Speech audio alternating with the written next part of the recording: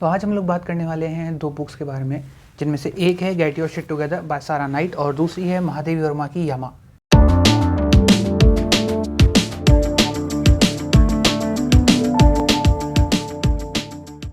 नमस्कार दोस्तों, कैसे हो आप सब। स्वागत है आप सबका एक नई वीडियो में।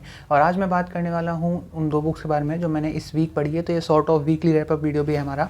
और इसके अंदर मैंने दो बुक्स पढ़ी है, जिनमें से एक है get your shit together by Sarah Knight. ये एक नॉन फिक्शन बुक है, how to fix your life और टाइम शेड्यूल के बारे में। और दूसरी है महादेवी वर्मा की यामा। ये एक पोइट्री कलेक्शन है। सबसे पहले बात करते हैं अपन इन कवित्री के बारे में। तो इनका नाम है महादेवी वर्मा, जिनका जन्म 1907 में फर्रुखाबाद में हुआ था। और ये ऐसा बोला जाता है इनके फैमिली में कि ये 7 पीढ़ियों के बाद 7th जनरेशन के बाद में कोई लेडी पैदा हुई थी, गर्ल चाइल्ड इनके ख़ानदान में, इसलिए इनका नाम महादेवी रखा गया था। और इन्होंने आगे चल के अपने नाम का सार्थक अर्थ भी प्रदान किया, बिकॉज ये अपने आप में काफ़ी वेल नोन कवियत्री रही हुई हैं। ये इनकी मैंने बुक पहली बार पढ़ी है कोई, लाइक पर्टिकुलरली बुक इनकी शॉर्ट जो पोएम्स वगैरह वो मैंने पहले पढ़ रखी है, लेकिन एक इंडिविजुअल जो पूरी बुक है वो मैंने इनकी पहली बार पढ़ी है, वो भी कलेक्शन ऑफ शॉर्ट पोएम्स। और इनकी बुक पढ़ने के बाद ऐसा बोलते हैं लाइक ये छायावाद श्रेणी की कवियत्री हैं एक। और अपने हिंदी साहित्य के अंदर छायावाद श्रेणी के अंदर 4 मुख्य कवि आते हैं, जिनमें से इकलौती जो स्त्री हैं वो यही है। इसके अलावा जैसे पंत है, निराला जी हैं, वो भी इनके खास मित्रों में से एक रहे हुए हैं। और अपन बचपन में कहानी सुनते हैं, लाइक पोएम के फॉर्म में वो पूरी कहानी बता रखी है हमें कि खूब लड़ी मर्दानी वो तो झांसी वाली रानी थी। और वो भी जो सुभद्रा कुमारी चौहान जी हैं उनके द्वारा लिखी हुई पूरी कविता है वो, और वो भी इनकी खास मित्रों में से एक रहे हुए हैं। जब से ये तुकबंदियाँ वगैरह करने लगी थी वो उनका बालकाल ही था, लेकिन उसके बाद में जब इनकी प्रसिद्धियों के गुणगान शुरू होने लगे तो ये शायद 11th क्लास में थी, उस समय से इनका कविताओं के प्रति पूरा झुकाव दिखने लग गया था। और जब तक इन्होंने MA संस्कृत अपना कंप्लीट किया तब तक इनकी 2 बुक्स पब्लिश हो चुकी थी। क्योंकि ये छायावादी श्रेणी से संबंधित है तो इनकी जो कविताएं हैं वो खासतौर पे ऐसी रहती हैं कि थोड़ी सी सैड डल सी साउंड करती है, like not that send but थोड़ी सा सौरो जो अपन बोलते हैं ना, दुख जो कहीं ना कहीं पे, व्यथा, चिंता, अकेलापन, तन्हाई, जो उस तरह की चीज़ें होती हैं वो इनकी बुक्स में बहुत ज़्यादा झलकता है। खासतौर पे अकेलापन जो है, खालीपन जो जीवन में सूना सा रहता है, वो चीज़ अगर आप इनकी कविताएं पढ़ते हो तो ये चीज़ सिर्फ इनकी कविताओं के अंदर मिलती है। वैसे इन्होंने कुछ निबंध भी लिखे हैं और कुछ अनेक इन्होंने पुस्तकों की रचना भी करी है, जैसे कि मेरा परिवार।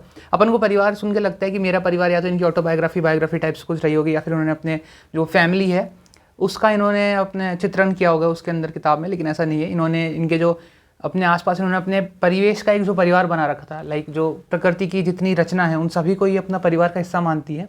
इन्होंने लाइक बहुत सी अलग अलग किताबें लिखी हैं, जैसे कि रामा है। रामा इनका जो एक नौकर था घर में, उसके ऊपर इन्होंने पूरी एक डेडिकेटेड बुक लिखी है। इन्होंने अपने अपन बोलते हैं कि सर्वेंट को इतना महत्व नहीं देता, तो उस तादाद पे इन्होंने उसको इतना काबिल समझा कि उसके ऊपर इन्होंने पूरी एक बुक लिख दी है।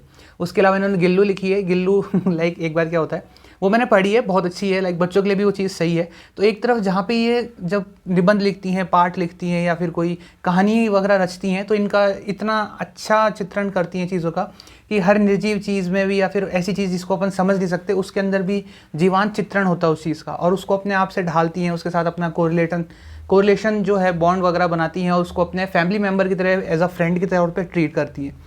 इतना अच्छा लाइक फ्रेंडशिप वाला जो बॉन्ड रहता है वो मेंटेन करती है। और वहीं दूसरी तरफ जब ये कविताएं रचना शुरू करती हैं, कविताएं लिखती हैं, जब ये कवित्री के तौर पे अपने आप को कार्य करती हैं, तब इनकी जो कविताएं हैं उनमें वो तन्हाई, लाइक अगर आप इनके वर्ड्स जो इन्होंने काम करा है उनको अगर आप कंपेयर करना स्टार्ट करते हो, लाइक एक तरफ आप इनकी पोइट्रीज वगैरह को रखो और दूसरी तरफ अगर आप इनके जो निबंध है और जो थोड़े से कहानी संग्रह उनको रखते हो, तो आपको लगेगा कि दोनों जो चीज़ें हैं वो किसी अलग आदमी ने लिखी है। लाइक जो डुअल पर्सनैलिटी नेचर है वो इनकी राइटिंग्स के अंदर आपको साफ दिखता है। अगर आपको कुछ जॉयफुल पढ़ना है तो आप इनके जो गिल्लू वगैरह हैं वो पढ़ सकते हो, मेरा परिवार है, रामा है, और इनकी जो एक पालतू हिरन था उसके ऊपर भी इन्होंने कहानी लिखी है। और अगर आपको थोड़े सी हार्ट टचिंग पोएम्स टाइप कुछ पढ़ना है तो आप ये बुक ट्राई कर सकते हो, यामा।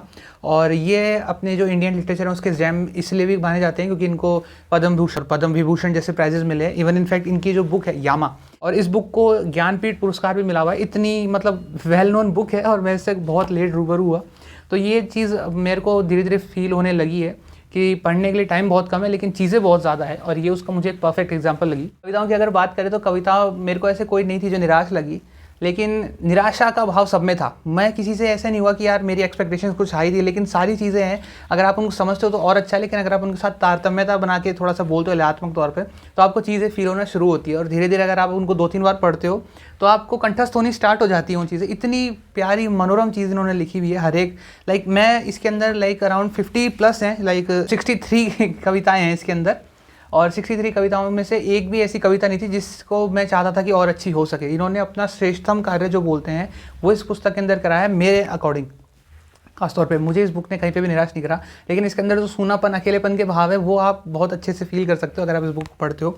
मैं पर्टिकुलरली इस पोएम के पूरी बुक में से किसी एक पोएम को पिक नहीं कर पाया बात करने के लिए, कि सारी एक से बढ़कर एक कृतियाँ हैं। और अगर मैं चाहूँ तो इसके ऊपर लाइक मैं डिसाइड करने में बहुत मुश्किल हो रही थी मेरे को कि इसके बारे में बात किस बारे में की जाए, क्योंकि इतने अच्छे मतलब इन्होंने अपने जो आइडियाज़ अपने सामने रखे हैं कि इनमें से डिसाइड करना बहुत मुश्किल है आप किसके बारे में बात करना चाहोगे। देखो मैं इसमें से कुछ आपको पढ़ के सुनाता हूँ। जो तुम आ जाते एक बार, कितनी करुणा कितने संदेश, पथ में बिख जाते बन पराग। जो तुम आ जाते एक बार, गाता प्राणों का तार तार, अनुराग भरा उन्माद राग। आंसू लेते वो पद पखार, जो तुम आ जाते एक बार। हंस उठते पल में आद्र नयन, धुल जाता होठों से विषाद। जो तुम आ जाते एक बार, छा जाता जीवन में वसंत, लुट जाता चिर संचित विराग। आंखें देती सर्वस्व वार, जो तुम आ जाते एक बार, जो तुम आ जाते एक बार।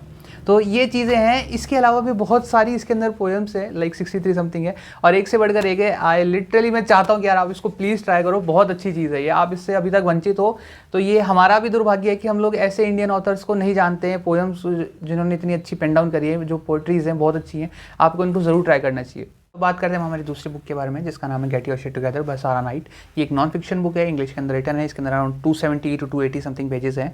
वैसे MRP इसके ऊपर मेंशन है 499 रुपीज़, बट ये अगर आपको 150 मैक्स मिले तो उससे ज़्यादा की मत लेना। 150 इसकी वर्थ इट है, उससे ज़्यादा की वर्थ इट नहीं है बुक, बिकॉज इसके अंदर कुछ ऐसे चीज़ें बता रखी हैं जो आपके टाइम मैनेजमेंट से ज़्यादा हैं, कि आप अपनी लाइफ जो स्कैटर्ड है उसको आप कैसे एक बार से फिर से इकट्ठा करके ऑर्गेनाइज्ड और बेहतर तरीके से कैसे कर सकते हो, उसके बारे में इस पूरी बुक के अंदर बता रखा है।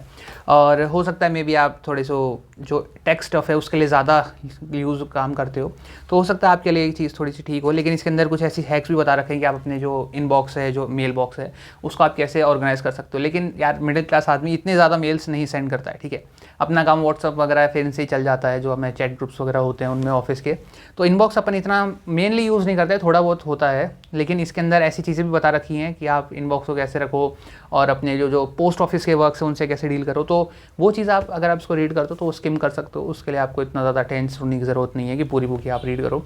इसके अंदर स्टार्टिंग में आपको बता रखे हैं, पूरी बुक जो है 4 to 5 पार्ट्स के अंदर डिवाइड कर रखी है। आप उस पूरी बुक के अंदर स्टार्टिंग में देख सकते हो कि इसमें से आपको कौन कौन सी चीज़ें हैं जिनकी ज़रूरत आपको है। लाइक फॉर एग्जांपल प्रोक्रेस्टिनेशन से आप कैसे डील करो, और जो अपना इमेजिनरी स्टफ रहता है उससे कैसे डील करो, नेगेटिव थिंकिंग से आप कैसे ओवरकम कर सकते हो, बिलिंग्स अपनी जो है उनको कैसे सही करा जाए, ऑर्गेनाइज्ड वे ऑफ लिविंग है उसको कैसे करा जाए, ऑर्गेनाइज्ड आप जो अपना वर्क प्लेस है उस पर कैसे हो, होम पे कैसे हो, पर्सनल लाइफ में कैसे हो, उन सारी चीज़ों के ऊपर इसके अंदर बता रखा है। तो आप वो चीज़ें पढ़ सकते हो। और इंडेक्स इसलिए सबसे ज़्यादा मेन चीज़ें होती हैं नॉन फिक्शन बुक के अंदर, तो खासतौर पर ताकि आपको एक आइडिया लग जाए कि आपको उस चैप्टर में क्या मिलने वाला है, और अगर वो आपके टाइम का वर्थ इट है तो आप उसको रीड करो, वरना आप उसको स्किम कर सकते हो। इस बुक की सबसे बेस्ट बात जो मुझे लगी, जो मैं अपनी लाइफ के अंदर भी इंप्लीमेंट करना चाहूँगा, वो ये है कि अपन काफ़ी बार क्या होता है, लाइक अपन गोल्स रख लेते हैं कि यार आपको फ्रेंड ने फ़ोन करा कितनी देर में पहुँच रहा है, आप बोलते हो मैं आया भाई 15 मिनट में, लेकिन आप 15 मिनट में वहाँ नहीं पहुँच पाते हो। ऐसा क्यों होता है? बिकॉज आपको अपना वो जो काम आप कर रहे हो, लाइक आप मान लो ब्रेकफास्ट कर रहे हो, या फिर आप कोई अपने लो टाई अप कर रहे हो, टाई वगैरह कुछ भी चीज़ है, आपको उस चीज़ का जो पर्टिकुलर टाइम गैप जो है, टाइम मार्जिन, आपको पता नहीं कि आपको वो काम करने में कितना टाइम लगेगा। तो आप ऑन एन एवरेज बता देते हो कि हाँ भाई इतनी देर में हो जाएगा, लेकिन वो काम इतनी देर में नहीं होता। फिर आप लेट पहुँचते हो और आपका उस आदमी के साथ रिलेशंस ख़राब होते हैं, वो आपको चिल्लाता है, पेशेंस लेवल उसमें इतना नहीं होता, वो टाइम मार्जिन 15 मिनट्स का समझ के चलता है, और आप हो सकते 25-30 मिनट भी एक्सीड कर जाओ इस वजह से। तो वो चीज़ मेरे को सही लगी। इससे ऐसी सिचुएशन से बचने के लिए आप क्या कर सकते हो, आप कोई भी काम करते हो तो उसको आप अभी एक नोट डाउन करना स्टार्ट कर दो। लाइक अब मान लो फॉर एग्जांपल आप ब्रेकफास्ट कर रहे हो, या फिर आप नहा रहे हो, बाथिंग वगैरह ले रहे हो, तो आपको कितना टाइम लगता है उसके अंदर। लाइक अगर आपको आज बोलते हैं ना भाई शैम्पू करना है तो ज़्यादा टाइम कितना लग सकता है, मैक्स टू मैक्स, और आप उन कामों के हिसाब से टाइम जोड़ के बता सकते हो कि आप कितनी देर में वहाँ पहुँचोगे। और जैसे मान लो आप सोचते हो कि यार अभी तो 10 मिनट है वहाँ पहुँचने में, तो चलो कोई दूसरा काम कर लिया जाए, और आप वो दूसरा काम करने में सोचते हो यार 5 मिनट लगेंगे, लेकिन उसमें लग जाते हैं 20 मिनट। जिस वजह से आप जहाँ पहुँचने वाले थे टाइम से 10 मिनट पहले, वहाँ आप ऑलरेडी टाइम से भी 20 मिनट लेट जाते हो। तो वो चीज़ आप ना करो, उसके लिए ये बुक मेरे को बहुत सही लगी। और इसके अंदर इकलौती एक ऐसी एडवाइस थी जो मुझे काम में आई, जो मैं इंप्लीमेंट करना चाहूँगा। सबसे मोस्ट इफेक्टिव जो मुझे लगी वो ये थी। उसके अलावा हाँ, थोड़े बहुत नॉर्मल स्टेप्स तो थे जो धीरे एनर्जाइज करने का काम करा है, जिन्होंने एनलाइटमेंट थोड़ी सी दी कि आप अपने लाइफ को फिर से ट्रैक पे कैसे ला सकते हो। तो बस आज की वीडियो में इतना ही। अब मैं मिलूंगा आपसे एक नई वीडियो में, तब तक के लिए be safe, stay healthy and keep reading. Bye.